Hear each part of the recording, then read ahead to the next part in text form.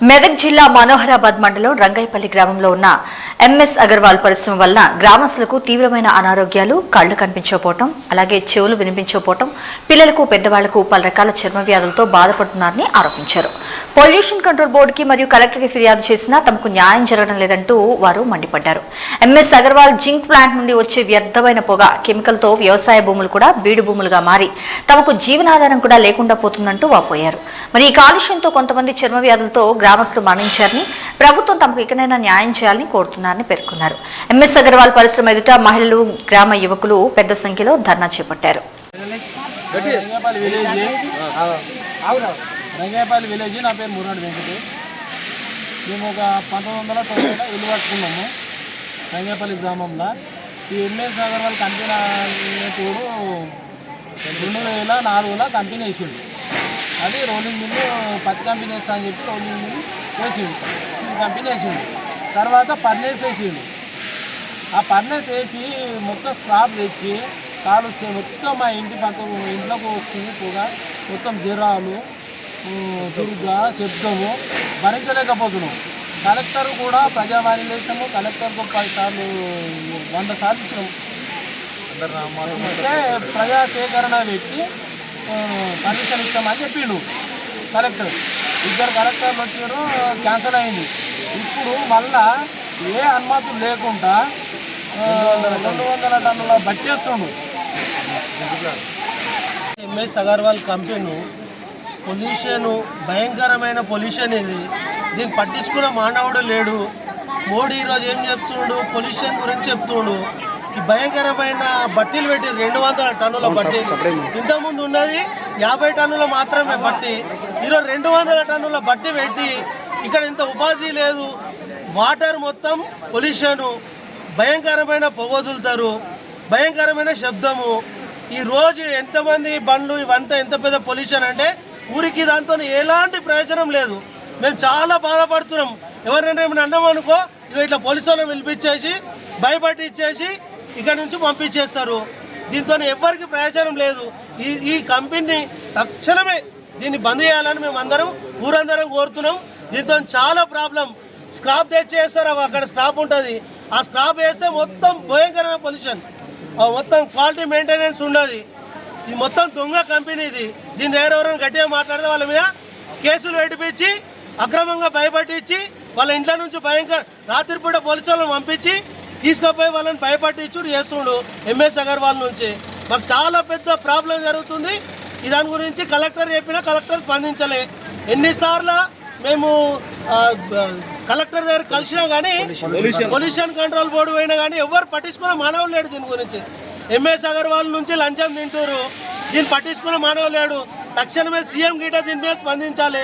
రంగాయపల్లి అనే ఊరు, గ్రామం లేకుండా అయిపోతుంది. ఇది ఎక్కువ రోజులు ఇది గ్రామం ఉండదు. చాలా మంది వస్తున్నారు. భయంకరమైన పొల్యూషన్ పట్టించుకోవాలని అందరినీ మనం వినాలి. రంగేపల్లి విలేజ్, నా పేరు మురాడు వెంకటేష్. మేము ఒక 1990లో ఇల్లు కట్టుకున్నాము రంగేపల్లి గ్రామంలో.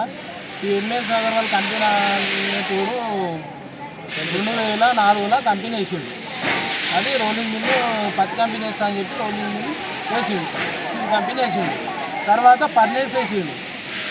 ఆ పర్నేస్ వేసి మొత్తం స్క్రాప్ తెచ్చి కాలుస్తే మొత్తం మా ఇంట్లోకి వస్తుంది పొగ, మొత్తం జ్వరాలు, దుర్గా, శబ్దము భరించలేకపోతున్నాం.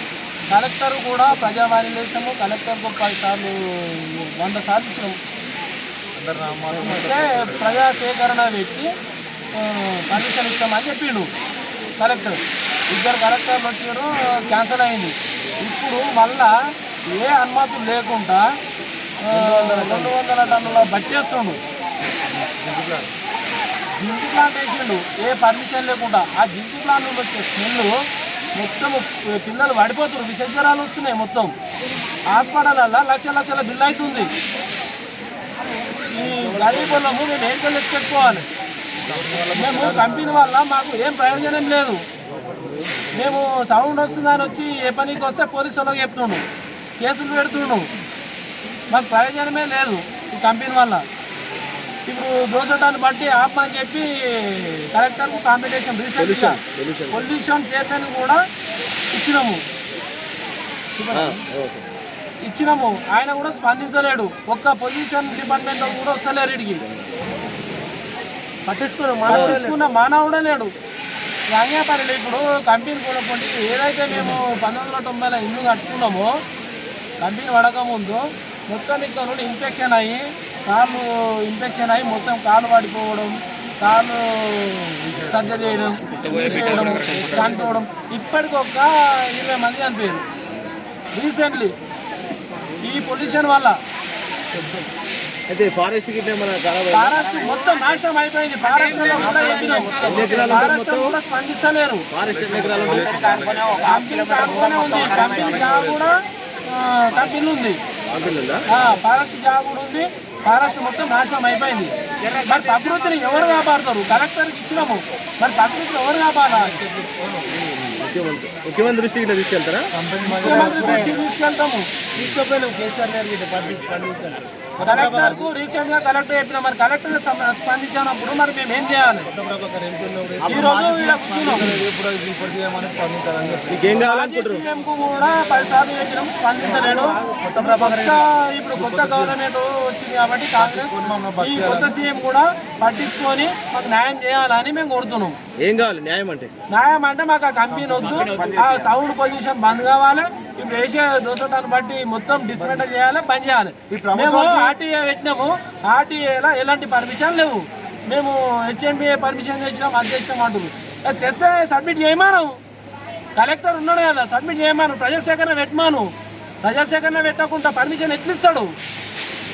మేము ప్రజావాణిలా ఇచ్చిన పిటిషన్ ఇచ్చినప్పుడు స్పందించాలా వద్దా? రాలే ఇంతవరకు కలెక్టరు. మరి ఏం నడుస్తుంది? ఇప్పుడు ప్రజలను ఎవరు కాపాడాలి? ఇప్పుడు రాజకీయ నాయకులు అంటే వాళ్ళు రాజకీయం చేస్తారు. ఇప్పుడు అధికారులను రావాలి కదా, పొల్యూషన్ డిపార్ట్మెంట్ వచ్చిన దాఖలే లేవు. ఇప్పుడు కలెక్టర్ రావాలి కదా, రాలేడు ఇంతవరకు. మరి ఏం చేయాలి? మేము సీఎం దగ్గరికి 2-3 రోజుల సీఎం కూడా కలుస్తాం. ఇది ఇడిసబెట్టే ప్రసక్తే లేదు, కలెక్టర్ని కూడా ముట్టడిస్తాం. కాదు ఇప్పటిదాకా సపడే లేదు. రంగాపల్లి ఎంఎస్ కంపెనీ పెట్టిరు. రంగాపల్లి ఫస్ట్ 10 కంపెనీ అని రాడ్ కంపెనీ పెట్టిరు. సరే అనుకున్నాం, ఏదో కంపెనీ అందరు బత్తరాయి అనుకున్నాము. ఇంత బట్టలు తయారైనాయి. బట్టలు తయారై సీకులు వెళ్తుంది, రాడ్ వెళ్తుంది, అన్ని వెళ్తున్నాయి. పెద్ద పొగ వస్తుంది. ఆ పొగ వల్ల మా కళ్ళు కనబడతలేవు, సప్పుడు వస్తుంది. ఇష్టల పిందెలు ఖరాబ్ అవుతున్నాయి, ఇద్దరు పిందెలు ఖరాబ్ అవుతున్నాయి. మేము మనుషులం ఖరాబ్ అవుతున్నాము. వచ్చిన మంచికి వచ్చిన రోగము తిరుగుతలేదు. మళ్ళా మా ఇంట్లోనే మా అత్త మర్చిపోయింది, మా మామ చచ్చిపోయిండు. మా ఇంటి పక్క మళ్ళీ మా బావ అవుతాడు, ఆయన చచ్చిపోయింది. ఇంటి పక్క ఇంకో చచ్చిపోయిండు. ఇంటి పక్క ఇంకో తమ్ముడు వాళ్ళ అమ్మ నాయన చచ్చిపోయింది, ఆ చెల్లె చచ్చిపోయింది. ఇంకో ఆయన చచ్చిపోయిండు. మా బస్సుగా 10-20 మంది చచ్చిపోయారు. ఈ పొగ చేయబట్టి మా కళ్ళు కనబడతలేవు. ఏమనంటే భయపట్టించుకుంటారు, పోలీసులు దొక్కొస్తారు. పోలీసులు దొక్కొచ్చి సారం దొక్కొచ్చి మాకు భయపట్టిస్తారు. డబ్బులు ఇస్తామని డబ్బులు తింటురా, చేస్తురా, ఏం చేస్తురా? మాకైతే 10,000 ఇస్తామంటారు. 10 రూపాయలు 10 పైసలు లేవు. పొగ ఇట్లా అంటే మాకు పొగ వస్తుంది. తెల్లబట్ట వేసుకున్న పడ తెల్లబట్ట తెల్లంగి వేసుకొని పోదామంటే 10 మంది పోతే అంగేసుకొని పోతే ఇట్లా పోతే మొత్తం మీ రోడ్డు మీద దుమ్ము ఉందో మా ఇంట్లో దుమ్ము ఉంటుంది. బాసన్ల మీద, బట్టల మీద, ఇల్లు మీద మొత్తం మాకు గొర్రె మేక మేస్తందుకు అది లేదు. గోదలు నీళ్ళు అవుతాం మంచిగా లేవు, మనుషులు నీళ్ళు అవుతాం మంచిగా లేవు. ఏదానికైనా కోడి నీళ్ళు అయితే కోడి చచ్చిపోతుంది. మేము బతుకమా? మేము బతుకం. అంత ప్రాబ్లం. పొగ అంటే మా చెవులు నిలబడతలేవు. మేము కొట్టుకుంది కూడా వినబడది, మా ఇంటి దొంగల పడది వినబడది, మళ్ళీ మా దంపైకి నిలబడది. వచ్చి మా డోర్ కొడితే మాకు వినొస్తుంది. అంత వాళ్ళ మా సభ్యులు వినబడదు. ఇంటి పక్క సైడ్ కూడా వినబడదు. మాకు అంత తొందర. నా బిడ్డకు మొత్తం తొందర లేచింది. ఒక 10,000 లెక్క నా బిడ్డకు, నా పెళ్లి చెప్పి బిడ్డకు నేనే చెప్పుకోవాలి. నా బిడ్డకే బుద్ధి వచ్చే బిడ్డకే అంత అవస్థ అయింది. చిన్న పాపలకి ఎంత అవస్థ అవుతుంది? ఆ పిల్ల ఎవరు చెప్పుకుంటారు? ఏమనంటే మాకు భయపెడతారు. వాళ్ళని దొరకొచ్చి వీళ్ళని దొరకొచ్చి భయపెడతారు. సప్లై కుక్కుంటాం. మీరు ఏం చేస్తారేమో మళ్ళీ ఏం చేస్తున్నాం? మేము కోర్టు శ్రీమంతుడు ఆయన అయిండు, మేము సింగళమైనాము. ఏమంటే మా మీద తెచ్చుకుని డబ్బులు తింటారు. ఏం చేస్తారు సార్? మాకైతే న్యాయం కావాలి. కంపెనీ వద్దు, మాకు పొగ వద్దు, మా కంపెనీ అంతే. అందరూ చాలా మంది బట్టలు వచ్చిపోయిన మళ్ళీ పరిస్థితి ఎట్లా? మంచి ఐటమ్ బట్టలు వేస్తలేరు, లేస్తలేరు, అడ్డం పడిపోతున్నారు.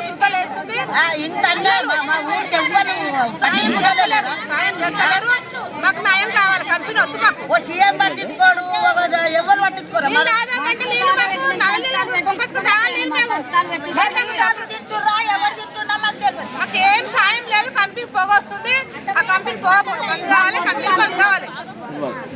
ఇప్పుడు మీకు ఎంతమంది చనిపోయి ఉంటారమ్మా? పెద్ద బట్టి పెడుతున్నారు, పెద్ద బట్టి పెడుతున్నారు. ఎక్కలేదు సార్, ఎంతమంది ఇప్పుడు బట్టి పెరగాలా లేకుంటే ఆపాలంటురా? ఆపేయాలి, ఆపేయాలి. ఆపేయాలి. ఎంతమంది చనిపోయి? కొత్త కంపెనీ వద్దు, కొత్త పొగ రాదు. ఏమొద్దు. కొత్త పొగ వస్తే చుట్టాలు మా ఇంటికి చుట్టాలు వస్తే మంది చచ్చిపోయింది. కంపెనీ చూస్తారు. చుట్టాలు మా ఇంటికి చుట్టాలు వస్తే బిడ్డను చూడొస్తే, కొడుకుని చూడొస్తే కంపెనీ చూస్తారు ఫస్ట్. మా ఇల్లు చూడరు, మా ఇల్లు చూడరు, మా పిల్లలు చూడరు, ఫస్ట్ కంపెనీ చూస్తారు. మేము అంతా ప్రాబ్లం తెచ్చుకుని మరి పిల్లలు ఫస్ట్ కంపెనీ ఉందని కంపెనీ చూస్తా చూస్తారు. కంపెనీ మీ దగ్గర ఇంతే ఎంత దూరం లేదు సార్. ఇప్పుడు మీ దగ్గర మాకు అందరికి దగ్గర ఉన్నాయి మాకు, ఇంత లేదు. ఇదంతా ఇప్పుడు ఈ రోడ్డు వేసుకుంటే మా ఇంకా తుమ్ముంటారు. రోజు ఏడికి కడుకోవాలి మేము. మేము కూడా కష్టాలు చేసుకుంటాం. ఏం పేరమ్మా? నా పేరు శివలక్ష్మి. ఎందుకు ధర్నా ఇస్తారు?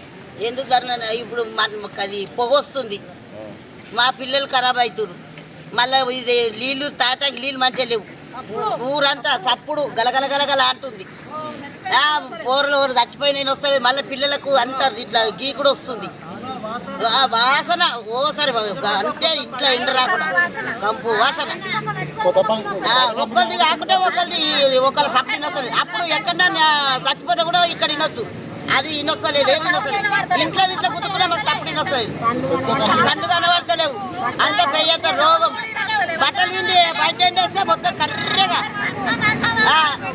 మేము బతకన్నా సావన్నా మాకేమన్నా మంచిగా బంద్ చేసి పెద్ద కంపెనీ ఇంకా అక్కడ పడుతుంది. ఇది ఏంటన్నారంటే ఫస్ట్ పడ్డప్పుడు ఇది కాదు, అది ఏంటి ఇది అన్నారు, మట్టి కంపెనీ అని అన్నారు. అట్లా అనుకున్నాం. ఇంత ఇంత ఇంత అయితే ఇది మాకు పానాలకు వచ్చింది. మొత్తం అడవి అది వచ్చింది. అడవిలో సరిపోతలేదు. అడవిలో ఆకు తెచ్చుకుందామంటే కూడా మొత్తం కర్రెగా. అడవి కూడా ఖరాబ్ అయింది. అడవి కూడా ఖరాబ్ అయింది. అధికారులు వచ్చింది ఎవరన్నా ఇప్పటి వరకు? వచ్చి ఎవరు పట్టించుకుంటారో లేదు, గోడగూళ్ళు ఆడి మంచి కూడా చచ్చిపోయింది. అక్కడ గోడగూళ్ళు కూడా గొర్రె మేకలు చచ్చిపోయినాయి. అప్పుడు మాకు కూడా గొర్రె మేకలు ఉన్నాయి. గొర్రె మేకలు కూడా చచ్చిపోయినాయి. గోదాలు ఖరాబు, మోటార్లు ఖరాబు, మాకు పంట లేదు. మోటార్లు ఎట్లా ఖరాబ్ అవుతున్నాయి? దీని గురించి కెమికల్ గురించి. అయితే బోర్ మోటార్లకు ఏమవుతుంది? బోర్ మోటార్లు ఊసిపోతాయా? ఊసిపోతున్నాయి, పొక్కలు పడుతున్నాయి. వస్తలేవు అవి. సిరిమట్టి మొత్తం తినేస్తున్నాయి. నీళ్లు తాగొచ్చా ఏమన్నా? నోట్లో నీళ్ళు పోసుకుంటే అయిపోతుంది, నాలుగేది అయిపోతుంది.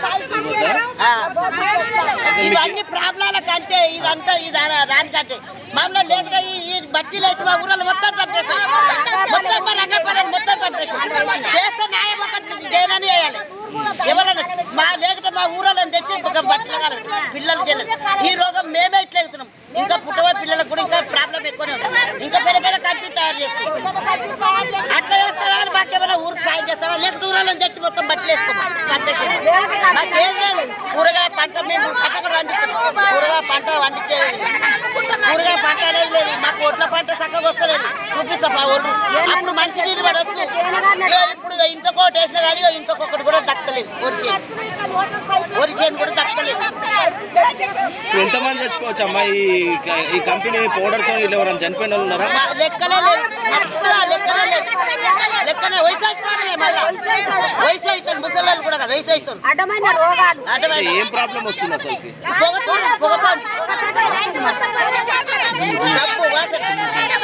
మళ్ళా దుమ్ము, దుమ్ము. నిన్న రాత్రి ఏమైంది? నిన్న రాత్రి